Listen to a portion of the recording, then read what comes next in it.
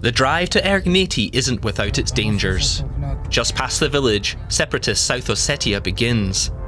The Russian soldiers stationed there have residents here in northern Georgia living in fear of their neighbour.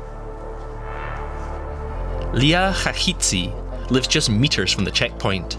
She set up a little museum in her basement dedicated to the 2008 war between Georgia and Russia. Yes, I truly see Russia as Georgia's eternal enemy. Russia is an enemy to me, and not a brother. The 72-year-old was an eyewitness to Russian tanks rolling through Ergneti in August 2008, allegedly to protect citizens of South Ossetia. Leah remembers things differently. After the 5-day war ended, her husband was left dead and her house gutted by fire. Leah doesn't want these events to be forgotten because she says the conflict has never really ended. A hybrid war is underway. Today, Russia is no longer fighting us with bullets. It's fighting us psychologically. A creeping occupation is taking place, which is one of our most painful issues, and most importantly, the falsification of history. That is why it's necessary to preserve it.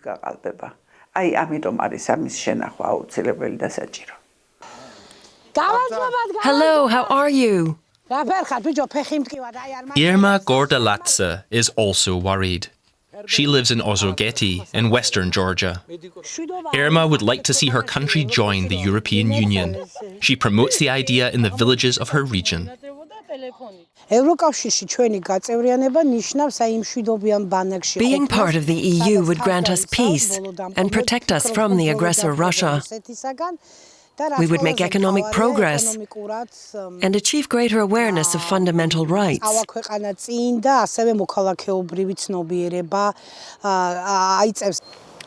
But not everyone here shares Irma's opinion.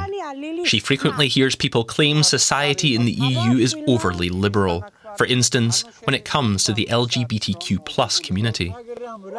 A woman's a woman, a man's a man.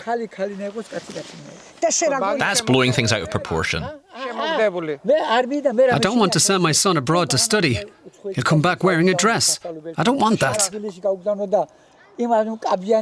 While these views reflect beliefs held by some, opinions on LGBTQ+ rights in Georgia are diverse and evolving. Irma regularly attends demonstrations that have been going on for months in Tbilisi, a 6-hour drive away. Here, like-minded protesters come together every evening in support of Georgia joining the EU. But the government ended accession talks, shifting to an authoritarian pro-Russian course. They are fining and imprisoning demonstrators, sometimes resorting to violence. Back home, Irma and her fellow residents regularly produce videos for social media and warn viewers about Russia. Until now, the US administration had been supporting civil society groups in Georgia. Irma is concerned about the US's recent turn towards Russia.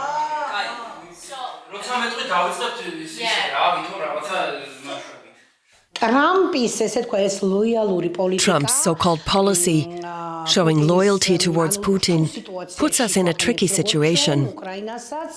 The geopolitical situation is generally not great for us.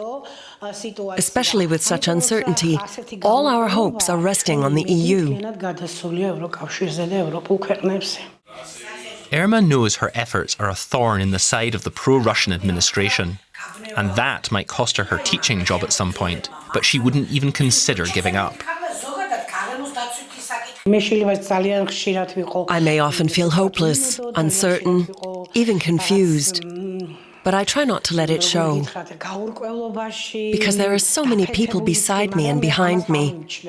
And if I break down, I know I bear a responsibility. Leah also viewed the US as Georgia's protector. What about now? I don't like Trump's attitude towards Putin. It should not be loyal, but rather a tough policy, because Putin is a recognized murderer. Many of Leah's neighbours have left Ergneti in recent years, in part because of the Russian troops nearby. For Leah, that's out of the question. Her husband is buried here. She's staying and hoping that her dream of Georgia joining the EU will come true.